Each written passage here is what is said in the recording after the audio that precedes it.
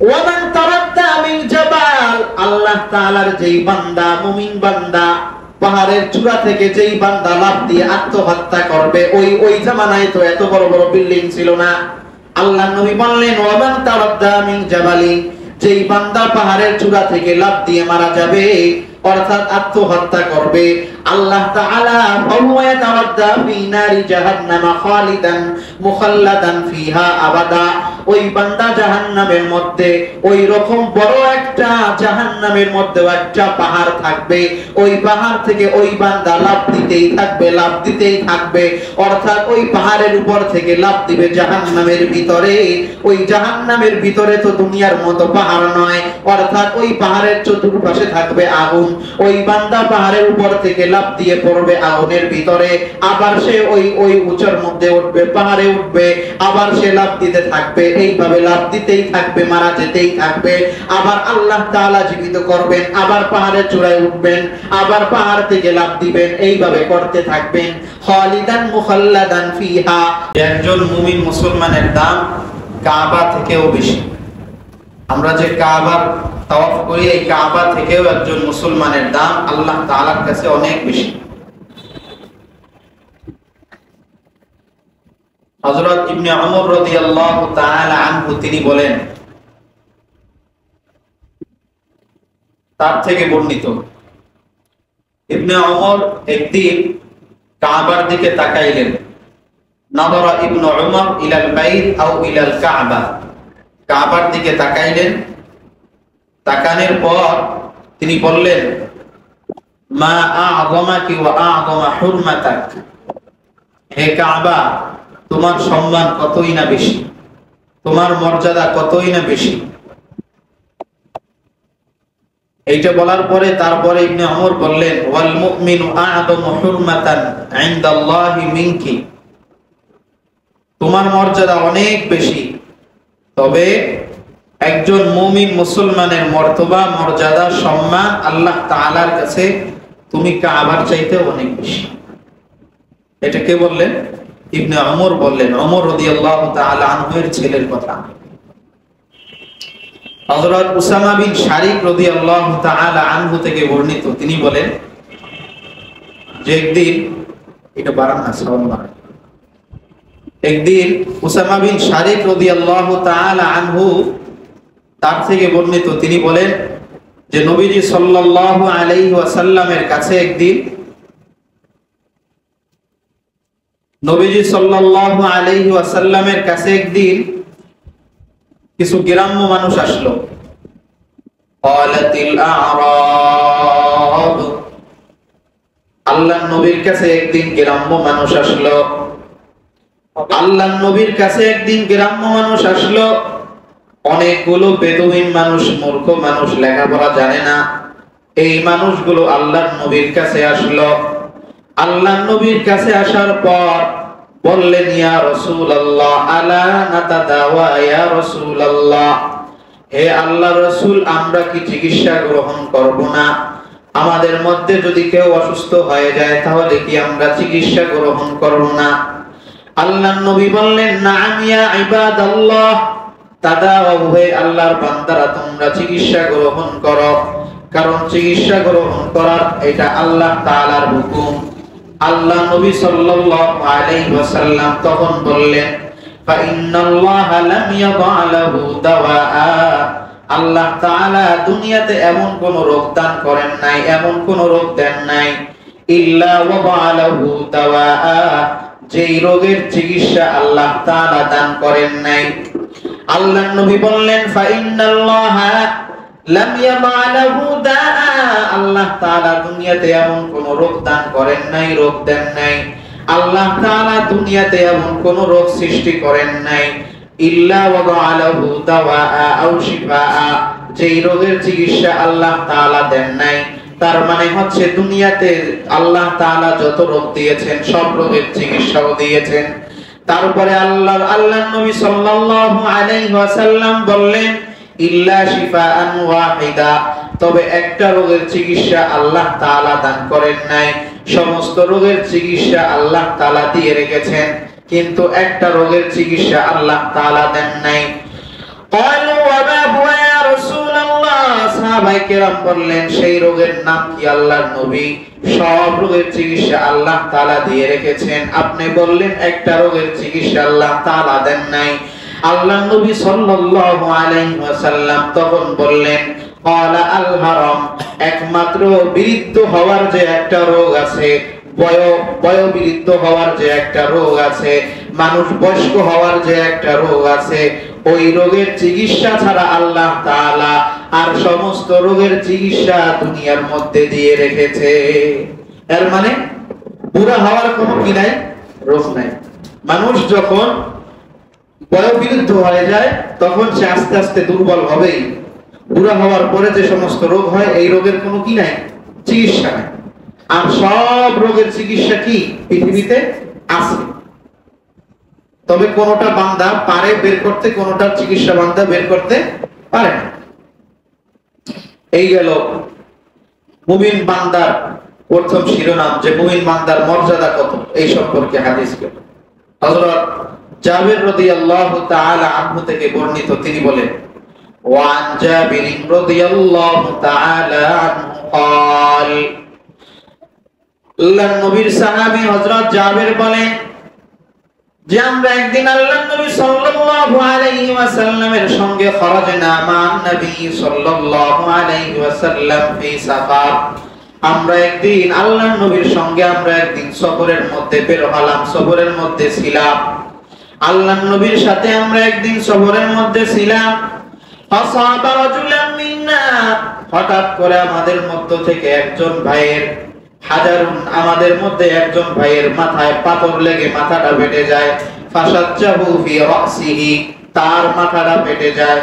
মাথাটা ফেটে যাওয়ার পর এইবার ফাসাআলা আসহাবাহু সুম্মা তালামা, ওই সাহাবী ওই ব্যক্তির যার মাথাটা ফেটে গেল, ঘটনা চক্রে ওই বান্দার ওই দিন গোসল ফরজ হয়ে গেল। গোসল যেই কারণে ফরজ হয় ওইটা হয়ে গেল, গোসল ফরজ হয়ে গেল। এইবার তো ওই বান্দার উপর গোসল করতে হবে। ফাসাআলা আসহাবাহু আই আসহাবি রাসূলিল্লাহি সাল্লাল্লাহু আলাইহি ওয়াসাল্লাম, ওই বান্দা ওই সাহাবী এবার তার বন্ধুদেরকে জিজ্ঞেস করলো যে হাল তাজিদুনা লি রুখসাতান ফিত তায়াম্মুম, আমার তো মাথাটা ফেটে গেল, আমার তো এখন গোসল করলে সমস্যা হতে পারে, এই জন্য তোমরা কি আমাকে একটু তায়াম্মুম করার অনুমতি দিবা নাকি? এইবার সাহাবায়ে কেরাম বললেন, ফাকালু, সাহাবায়ে কেরাম বললেন, মা নাজিদু লাকা রুখসাতান ফিত তায়াম্মুম, আমরা তো তোমাকে তায়াম্মুম করার অনুমতি দিতে পারি না।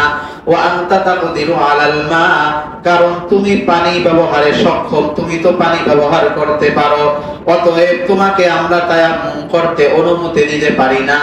এইবার ফাগতাসালা ফামাতা, ওই বান্দা ওই সাহাবায়ে কেরাম যখন বলল যে গোসল করতে হবে, তায়াম্মুম করলে চলবে না, এইবার ওই সাহাবী যখন গোসল করলেন, ফামাতা, গোসল করার সঙ্গে সঙ্গে তার মাথার মধ্যে যন্ত্রণা সৃষ্টি হয়, ওই সাহাবী তৎক্ষণাৎ মারা গেলেন। তৎক্ষণাৎ কি করলেন? মারা গেলেন। তারপরে সাহাবায়ে কেরাম বললেন, ফালাম্মা কাদিমনা আলা রাসূলিল্লাহি সাল্লাল্লাহু আলাইহি ওয়াসাল্লাম, আমরা আল্লাহর নবীর কাছে আসলাম। আল্লাহর নবীর কাছে আসার পর আল্লাহর নবীকে আমরা উখবির বিযালিকা, এই সমস্ত পুরো ঘটনাটা আমরা আল্লাহর নবীকে বললাম যে হে নবী এই এই এই এই হইল। আল্লাহর নবী বললেন, আলা সাআলু ইযা লাম ইয়ালামু, তারা যখন জানে না তারপরেও তারা কেন জিজ্ঞেস করলো না? তারা যখন জানে না তারপরেও কেন কি করলো না? জিজ্ঞেস করলো না। তারা না জানে কেন ফতোয়া দিল? ভালোভাবে না জেনে কেন কি দিল? ফতোয়া দিল। এই হাদিসটা এই পর্যন্ত যতটুকু বললাম, এই পর্যন্ত যদি আমরা একজন যাই না যে ওই সাহাবীর গোসল ফরজ হয়েছিল, তারপরে গোসল করছেন সমস্যা থাকা সত্ত্বেও, অতএব একজনের সমস্যা আছে, অনেক অসুস্থ, মারা যাওয়ার আশঙ্কা আছে, তারপরেও তার গোসল করতে হবে, কারণ এইটুকু শুনে যদি ফতোয়া দিই তাহলে ফতোয়াটা ভুল হবে না? এর থেকে কি শিখতে পাইলাম? যে অল্প অল্প যাই না কি দেওয়া যাবে না, মাসলা মাসাইল বলা যাবে না। মাসলা মাসাইল বলার জন্য অনেক গভীর কি দরকার? জ্ঞান দরকার। এখন তো 3 চিল্লা 4 চিল্লা লাগাই এই বড় মুফতি সাহেব সাথে, হ্যাঁ, একেবারে বড় কি সেজে যায়? মুফতি সাহেব সেজে যায়। এই সপ্তাহে একজন, উনি 3 চিল্লার সাথী, হ্যাঁ, উনি আমাকে বলতেছে যে তোমরা এই কবর দেওয়ার যে সিস্টেম এখন 3, 4, 5 রকম তোমরা নিয়ম বানাইছো। আমি বললাম যে এই নিয়ম আমরা বানাইনি, এই নিয়ম 1400 বছর আগে নবীর নিয়ম। বলে যে না, এটা মানি না, তোমরা বানাইছো। কি বানাইছো? তোমরা বানাইছো। মানে ওনাকে ফতোয়া একটা দিলে উনি আরো 5টা দেয়া শুরু করেন। এমন কিছু মানুষ আছে না? আছে। এইটা খুবই ভয়ঙ্কর। অল্প বিদ্যা কি ভয়ঙ্কর। তো নবীজি তখন কি বললেন? আলা সাআলু ইদা লাম ইয়ালামু। তারা যেহেতু জানে না, না জানা সত্ত্বেও তারা মাসলা মাসাইল ভালোভাবে না জানি না কেন আমার ওই সাহাবীকে মারলো। তারপর আল্লাহর নবী কি বললেন? আল্লাহর নবী বললেন ফাতালুহু মা ফাতালাহুল্লাহু। যেই সাহাবায়ে কেরাম উল্টা মাসলা কম জানা সত্ত্বেও ফতোয়া দিয়া দিল, আর ফতোয়া দেওয়ার কারণে আমার ওই সাহাবীটা মারা গেল, আল্লাহ তাআলা যেন সবাইকে হত্যা করে দেয়। এইটা ফতোয়া দেন নাই, অনেক রাগ হয়ে কথাটা বলছে যে সবাই কি হয়ে যায়? মারা যায়। এটা নবীজির রাগ সুলভ কথা ছিল, বদদোয়া। তারপর আল্লাহ নবী কি বললেন? قال رسول الله صلى الله عليه وسلم انما كان يكفيه ان يتيمم। আমার ওই সাহাবী যদি ওই সময় তায়াম্মুম করে নিত তাহলে তায়াম্মুমটাই তার জন্য যথেষ্ট হয়ে যেত। তায়াম্মুমটাই তার জন্য কি হতো? যথেষ্ট হতো। এই হাদিস দ্বারা কি বুঝলাম? যে একটা মুমিন মুসলমান যদি তার উপর গোসল ফরজ হয়ে যায় এবং সে গোসল করতে যদি তার মারা যাওয়ার আশঙ্কা থাকে, তাহলে ওই সময় তার জন্য গোসল মাফ। তায়াম্মুম আল্লাহ তাআলা কি দিয়েছে? বৈধ করে দিয়েছেন। কেন? কারণ মুমিন মুসলমানের দাম কি? অনেক বেশি। মুমিন মুসলমানের জীবনের দাম আল্লাহ তাআলার কাছে অনেক বেশি। জীবনের মূল্য কি? অনেক বেশি জীবনের মূল্য। এরপরে মুমিন বান্দার মর্যাদা যে অনেক, তার মধ্যে আরেকটি হচ্ছে যে আল্লাহ তাআলা মুমিন বান্দার মর্যাদা অনেক থাকার কারণে অনেক সময় হারাম খাবারটাও কি হয়ে যায়? হালাল হয়ে যায়। সূরা বাকারার 173 নম্বর আয়াতের মধ্যে আল্লাহ তাআলা বলেন, ইন্নামা হাররামা আলাইকুমুল মাইতাতা ওয়াদ-দামা ওয়া লাহমাল খিনজিরি ওয়া মা উহিল্লা বিহি লিগায়রিল্লাহ ফামান ইউতুরা গায়রা বাগিন ওয়ালা আদিন ফালা ইসমা আলাইহি। আল্লাহ তাআলা বলেন, ইন্নামা হাররামা আলাইকুমুল মাইতাতা ওয়াদ-দামা ওয়া লাহমাল খিনজির। আল্লাহ তাআলা বলেন, নিশ্চয়ই তোমাদের উপর হারাম করা হইল, হারাম সাব্যস্ত করা হইল।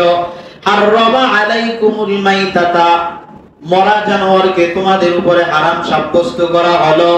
মাইতাতা ওয়াদ-দামা, এবং প্রত্যেকটা প্রাণীর যেই রক্ত আছে, অর্থাৎ জবাই করার সঙ্গে সঙ্গে যেই রক্তটা বের হয়, দামে মাসবুহ বের হয়, অর্থাৎ প্রবাহিত রক্ত, ওই সমস্ত রক্তকেও তোমাদের জন্য হারাম সাব্যস্ত করা হইল।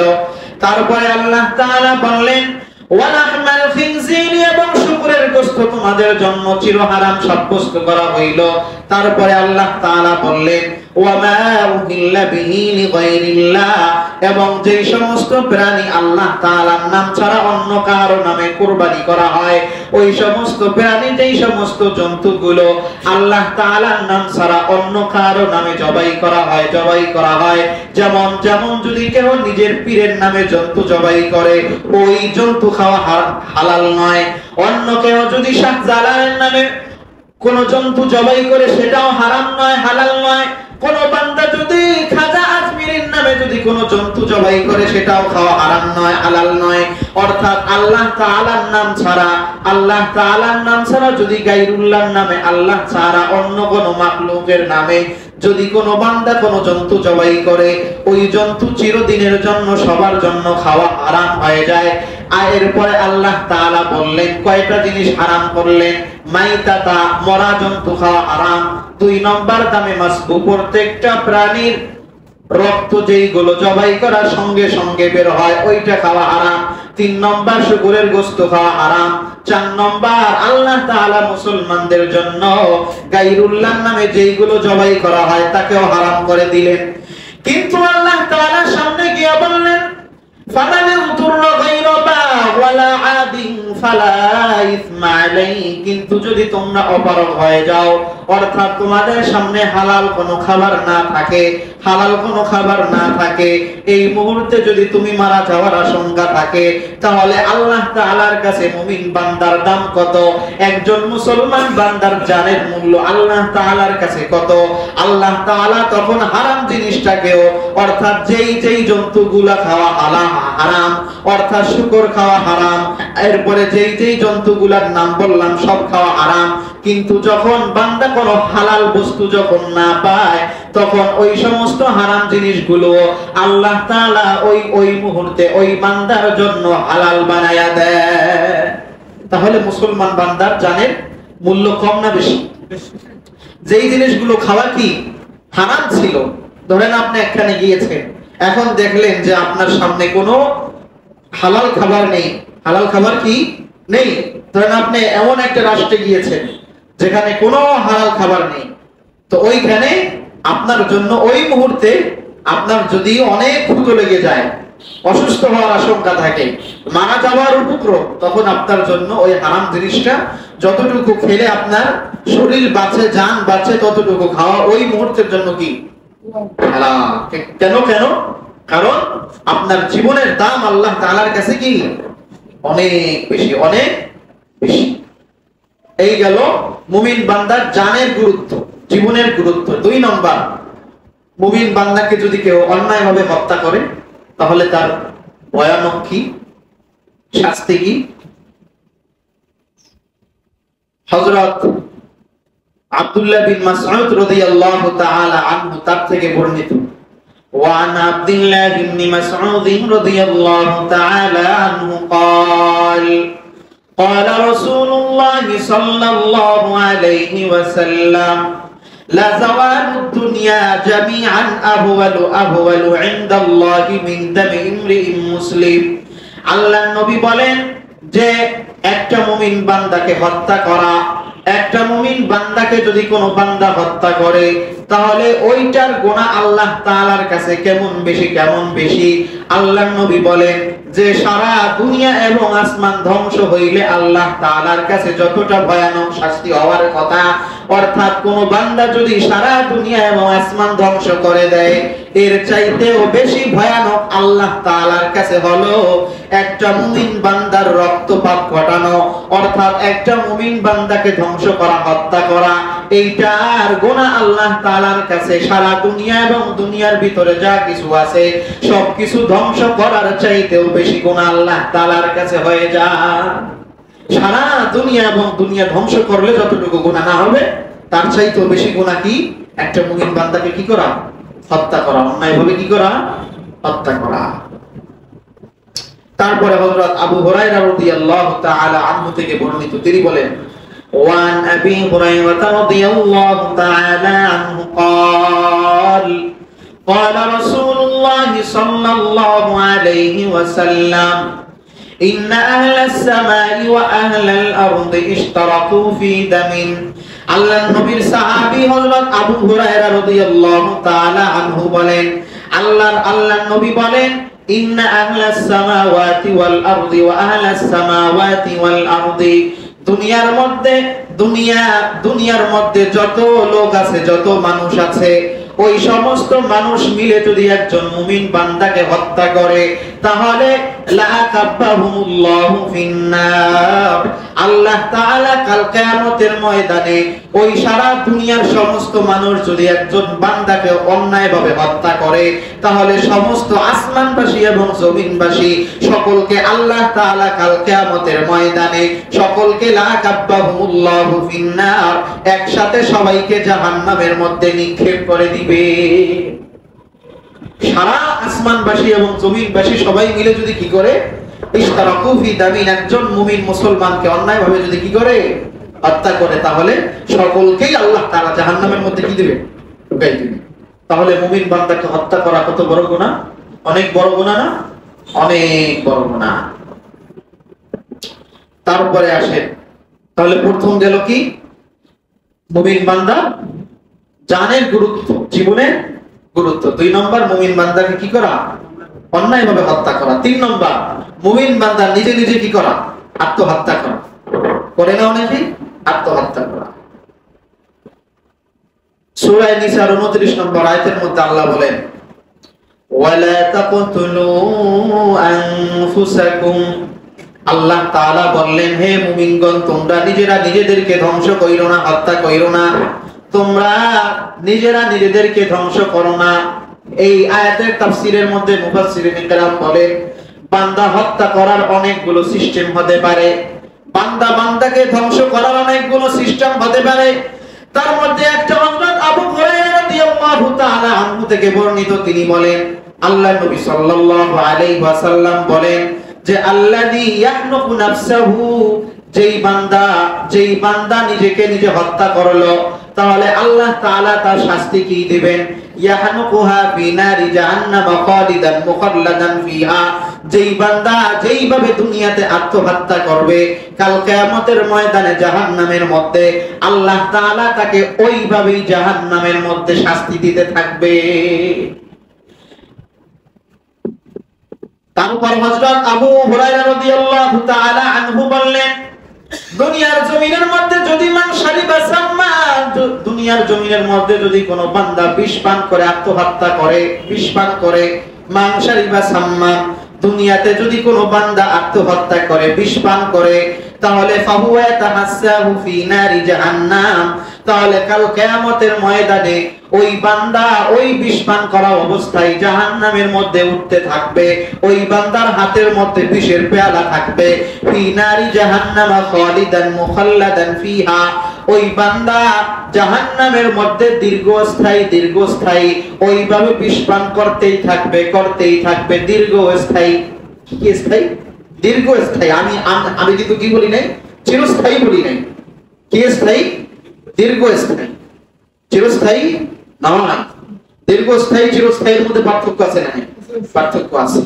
খালিদান মুখাল্লাদানের ব্যাখ্যা বলবেন যে আল্লাহ তাআলা তো কালামের মধ্যে, কুরআন শরীফের মধ্যে যত জায়গায় খালিদিনা ফিহা আবাদা আসছে সেখানে চিরস্থায়ী, কিন্তু এইখানে খালিদান মুখাল্লাদানের ব্যাখ্যা কি? দীর্ঘস্থায়ী। কি নয়? চিরস্থায়ী নয়। এটার ব্যাখ্যা একটু পরে দিচ্ছি। তাহলে কি বললাম? যেই বান্দা বিষ পান করে আত্মহত্যা করবে, ওই বান্দা কাল কিয়ামতের ময়দানে জাহান্নামের মধ্যে কি বিষ পান করতেই থাকবে, বিষ পান করতেই থাকবে। তবে চিরস্থায়ী না দীর্ঘস্থায়ী? দীর্ঘস্থায়ী। এটা একটা বোঝার মাসলা। আমাদের অনেকেরই ভুল আছে, যারা আত্মহত্যা করে আমরা অনেকে ধারণা যে তারা কি চিরস্থায়ী জাহান্নামী। এটা বলি না, অনেকেই বলে কিনা। এই কারণেই আজকের বয়ানের সাবজেক্ট এটা কিছু, অবশ্যই তো কিছু একটা হয়েছে, এই কারণে বয়ান এটা সকলের জানা দরকার। তাহলে কি বললাম? চিরস্থায়ী না দীর্ঘস্থায়ী। এরপর হযরত আবু হুরায়রা রাদিয়াল্লাহু তাআলা আনহু কি বললেন? যে ক্বালা রাসূলুল্লাহ সাল্লাল্লাহু আলাইহি ওয়াসাল্লাম, এরপর আবু হুরায়রা বলেন, আল্লাহর নবী বললেন, অর্থাৎ দীর্ঘস্থায়ী ভাবে। তাহলে যে বান্দা কি করবে? পাহাড় থেকে লাফ দিবে, ওই বান্দা কাল কিয়ামতের ময়দানে জাহান্নামের মধ্যে দীর্ঘস্থায়ী ভাবে জাহান্নামের মধ্যে পাহাড় থেকে কি দিতে থাকবে? লাফ দিতে থাকবে। তো বর্তমানে তো পাহাড় আমাদের দেশে কম, অনেকে বিল্ডিং এর কি থেকে দেয়? ছাদ থেকে দেয়। তাহলে বিল্ডিং এর আল্লাহ তাআলা বিল্ডিং বানাবে, ওই বিল্ডিং থেকে কি দিবে? লাফ দিয়ে মারা যেতে থাকবে জাহান্নামের মধ্যে, তার শাস্তি হতে থাকবে। তারপর আল্লাহর নবী সাল্লাল্লাহু আলাইহি ওয়াসাল্লাম কি বললেন? আর যেই বান্দা ওমান কাতালা নাফসাহু বিহাদিদাতিন, যেই বান্দা নিজেকে হত্যা করবে, আত্মহত্যা করবে, বিহাদিদাতিন, কোন ছুরি ঢুকিয়ে নিজে অর্থাৎ ছুরি ঢুকায়া অথবা নিজের মাথায় পিস্তল মাইরা হত্যা করবে, তাহলে আল্লাহর নবী সাল্লাল্লাহু আলাইহি ওয়াসাল্লাম কি বললেন? তারপরেই বললেন, ফাহাদিদাতুহু ফি বাতনিহি ফি ইয়াদিহি, ওই বান্দার হাতের মধ্যে কাল কিয়ামতের ময়দানে জাহান্নামের মধ্যে আল্লাহ তাআলা ওই বান্দার হাতের মধ্যে একটা ছুরি দিয়া দিবেন। অর্থাৎ যেই জিনিস দিয়ে হত্যা করছে নিজেকে, ওই জিনিসটা তার হাতের মধ্যে দিয়া দিবেন। তারপরে ফাহুয়া ইয়াতাওয়াজ্জাউ ফি বাতনিহি, ওই বান্দা নিজের পেটের মধ্যে ওই ছুরি মারতেই থাকবে। ওইভাবে সে খালিদান মুখাল্লাদান ফিহা, ওইভাবে জাহান্নামের মধ্যে দীর্ঘস্থায়ী ভাবে সে ওইভাবে করতে থাকবে। এইটা হচ্ছে কি? আত্মহত্যা শাস্তি তার জাহান্নামের মধ্যে। গেল। হযরত আব্দুল্লাহ বিন সাআদ আস-সাঈদী রাদিয়াল্লাহু তাআলা আনহু তিনি বলেন যে আমরা একবার নবীজি সাল্লাল্লাহু আলাইহি ওয়াসাল্লামের সাথে যুদ্ধে বের হলাম। কিসে বের হলাম? যুদ্ধে বের হলাম। যুদ্ধে বের হওয়ার পর আন্না রাসূলুল্লাহ সাল্লাল্লাহু আলাইহি ওয়াসাল্লাম ইলতাকা হুয়া ওয়াল মুশরিকুন। আমরা যুদ্ধ করতে করতে আমরা এবং কাফেররা মুখোমুখি হয়ে গেলাম, সামনাসামনি হয়ে গেলাম। সামনাসামনি হবার পর মালা রাসূলুল্লাহ সাল্লাল্লাহু আলাইহি ওয়াসাল্লাম ইলা আসকারিহি, আল্লাহর নবী তখন তার যুদ্ধের মধ্যে যেই ঘর ছিল, তাবু ছিল, আল্লাহর নবী তার নিজ তাবুর মধ্যে চলে গেলেন। ওয়া মালাল আখরুনা ইলা আসকারিহিম, এবং অন্যান্য সাহাবায়ে কেরাম যার যার নিজ নিজ তাবুর মধ্যে চলে গেলেন। কিন্তু ওয়া ফি আহাদিম মিন্না আসহাবু রাসূলিল্লাহ সাল্লাল্লাহু আলাইহি ওয়াসাল্লাম, কিন্তু আল্লাহর নবীর একজন সাহাবী সে তার নিজ তাবুর মধ্যে না গিয়ে সে যুদ্ধ চালাই গেল এবং সে ফারদাতান ওয়ালা ফাররাতান, সে এমন ভাবে বীরত্বের সহিত যুদ্ধ করতে থাকলো যে তার সামনে যত মুশরিক যত কাফের আসে ওই সাহাবী সবাইকে হত্যা করে দেয়। অর্থাৎ 20 জন কাফের আসলেও তাকে হত্যা করে, একজন কাফের আসলেও তাকে হত্যা করে দেয়। আমরা তখন বললাম যে আজকে আমাদের এই ভাইটা অনেক নেকি কামাই ফেলবে, আজকে সবার চাইতে বেশি সওয়াব অর্জন করবে আমাদের এই ভাই। কিন্তু যখন আমরা নবীর কাছে গিয়া সংবাদ দিলাম তখন আল্লাহর নবী বললেন আমা ইন্নাহু মিন আহলিন নার, হে আমার সাহাবায়ে কেরাম তোমরা বলতেছো যে আজকে এই সাহাবী সবচাইতে বেশি নেকি কামাবে, কিন্তু আমি বললাম আজকে এই সাহাবী জাহান্নামী হয়ে যাবে। যে সাহাবী আল্লাহর জন্য জিহাদ করতেছে, সামনে যে আসে তাকেই হত্যা করে দেয়।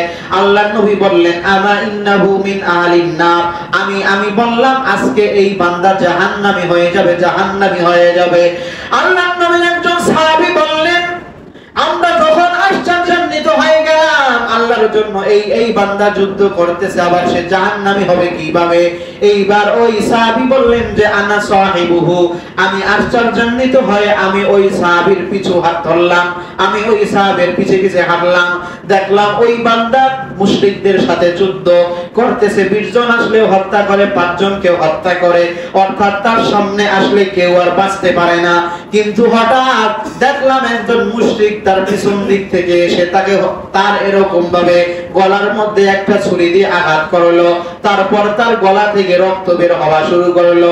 এক পর্যায়ে রক্ত বের হইতে হইতে ওই বান্দা যখন অনেক কষ্ট হচ্ছিল তখন ওই বান্দা নিজের ছুরি দিয়ে যেই ছুরির মাধ্যমে অন্যান্য কাফেরদেরকে হত্যা করলো ওই ছুরির মাধ্যমে নিজের পেটের মধ্যে ঢুকিয়ে তারপরে এক পর্যায়ে সে নিজেকে নিজে আত্মহত্যা করার মাধ্যমে দুনিয়া থেকে বিদায় নিয়ে গেল। তারপর ওই সাহাবী তখন বললেন আল্লাহর নবীর কথাই তো সত্য। আল্লাহর নবী বলল যে এই সাহাবী জাহান্নামী হয়ে যাবে, কিন্তু এতগুলো কাফেরকে জাহান্নামে পাঠানোর পরেও এই বান্দা নিজেকে নিজে আত্মহত্যা করার কারণে সে তো জাহান্নামী হয়ে গেল। এইবার ওই সাহাবী আল্লাহর নবী সাল্লাল্লাহু আলাইহি ওয়াসাল্লামের কাছে গেল, যাওয়ার পর বলল আশহাদু আন্নাকা রাসূলুল্লাহ, হে আল্লাহর নবী আমি সাক্ষ্য দিচ্ছি আপনি হচ্ছে আল্লাহর রাসূল। এইবার আল্লাহর নবী বললেন হে আমার সাহাবী তুমি তো আমাকে অনেক আগেই স্বীকার করো আমি আল্লাহর রাসূল, কিন্তু আজকে আবার নতুন ভাবে কেন বললা আমি আল্লাহর রাসূল, তুমি তো মুসলমান? ওই সাহাবী বলল আল্লাহর নবী আপনি তো বললেন যে ওই সাহাবী জাহান্নামী হয়ে যাবে, তাই আমি দেখলাম ওই সাহাবী নিজেকে নিজে আত্মহত্যা করার মাধ্যমে সে এইমাত্র জাহান্নামী হয়ে গেল। এইবার আল্লাহর নবী বললেন যে ইন্নার রাজুলা লা ইয়ামালু আমালা আমালি আহলিল জান্নাহ, দুনিয়ার মধ্যে অনেক বান্দা আছে যারা জান্নাতের কাজ করে, জান্নাতে যাওয়ার কাজ করে, দেখতে মনে হয় ফি মা ইয়াবদুলিন নাস, লোকটা মনে হয় অনেক মুত্তাকি, লোকটা মনে হয় অনেক আল্লাহ ভীরু, লোকটা মনে হয় জান্নাতে যাবে, কিন্তু দুনিয়ার মানুষ জানে জান্নাতে যাবে, কিন্তু আল্লাহ জানে ওই বান্দাটা জাহান্নামে যাবে। তারপর আল্লাহর নবী বললেন ওয়া ইন্নার রাজুলা লা ইয়ামালু আমালা আহলিন নার, কিন্তু দুনিয়াতে অনেক বান্দা আছে আছে, যেই বান্দাকে দেখতে মনে হয় বান্দাটা মনে হয় জাহান্নামী, বান্দাটা মনে হয় নামাজ রোজা করে না, কিন্তু বান্দার কোন নেক আমলের কারণে, কোন গোপন ভালো আমলের কারণে আল্লাহ তাআলা জানেন ওই বান্দাটা জান্নাতে যাবে, দুনিয়ার মানুষ যাবে জাহান্নামে যাবে, কিন্তু আল্লাহর খাতায় লেখা আছে ওই বান্দা জান্নাতে যাবে। আবার অনেক বান্দা আছে ভালো আমল করে, কিন্তু এমন কোন বড় গুনার কারণে ওই বান্দা জাহান্নামে যাবে, দুনিয়ার মানুষ জানে জান্নাতে যাবে, কিন্তু আল্লাহ জানে জাহান্নামে যাবে।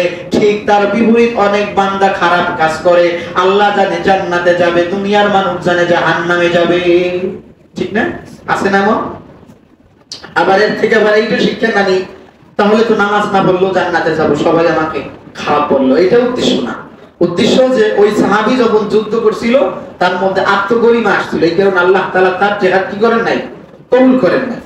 তো যেটা বলতেছিলাম যে ওই সাহাবী তখন কি করলো, এতগুলো কাফেরকে জাহান্নামে পাঠানোর পর সে তো জান্নাতবাসী হওয়া দরকার ছিল, কিন্তু আত্মহত্যা করার কারণে সে কি হয়ে গেল? জাহান্নামী হয়ে গেল।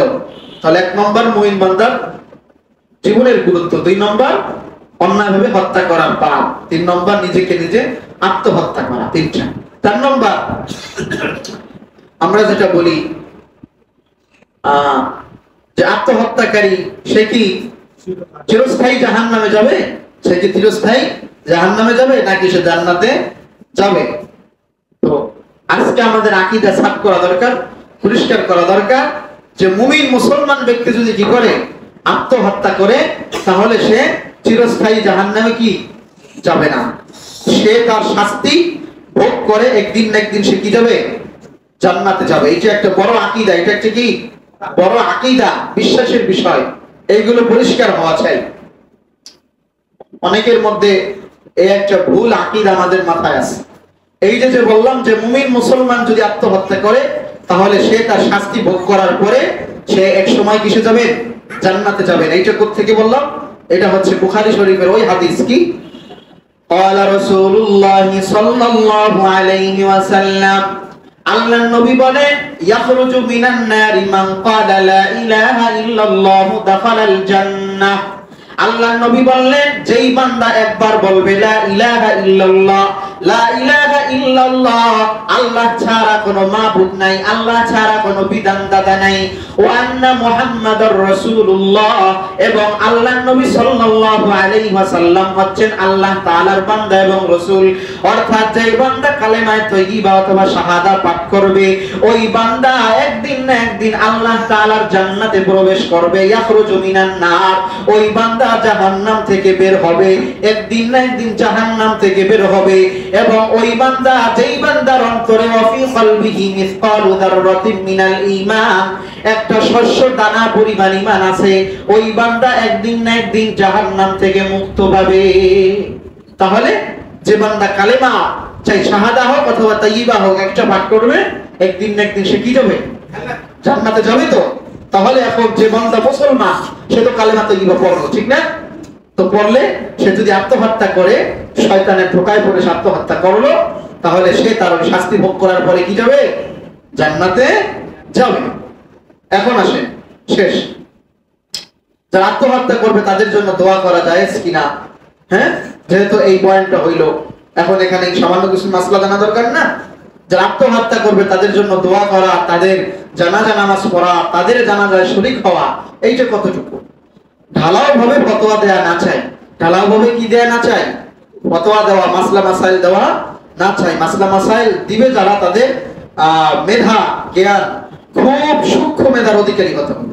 শুধু ওয়াজ করতে পারলেই মাসলা মাসাইল বলা, এটা কি নয়, ঠিক নয়।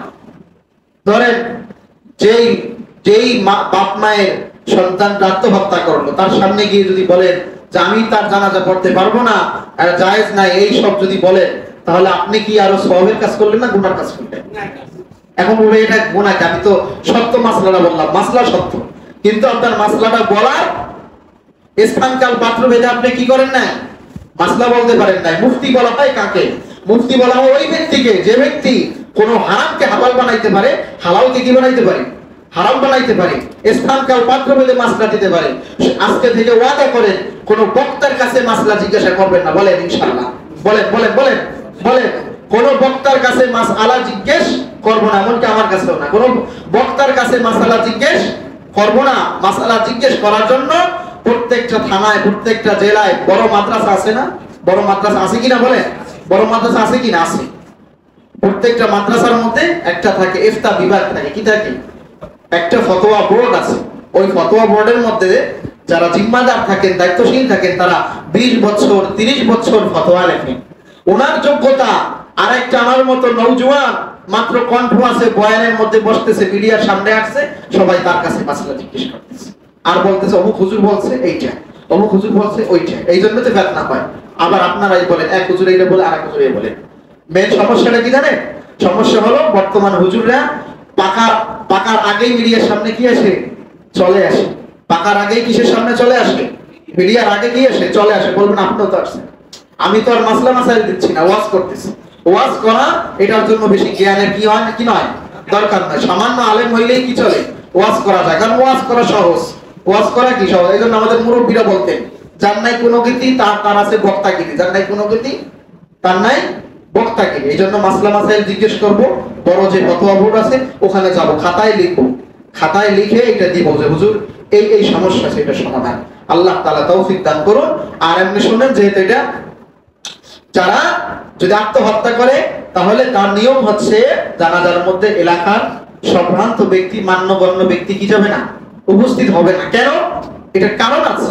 কারণ হইল যাতে এর থেকে শিক্ষা গ্রহণ করতে পারে যে অমুকে মারা গেল আত্মহত্যা করে, তার জানাজায় ভালো আলেম, বড় আলেম, মান্যগণ্য চেয়ারম্যান, মেম্বার, যারা সত্য ভালো মানুষ, দিনদার মানুষ, তারা আসে নাই।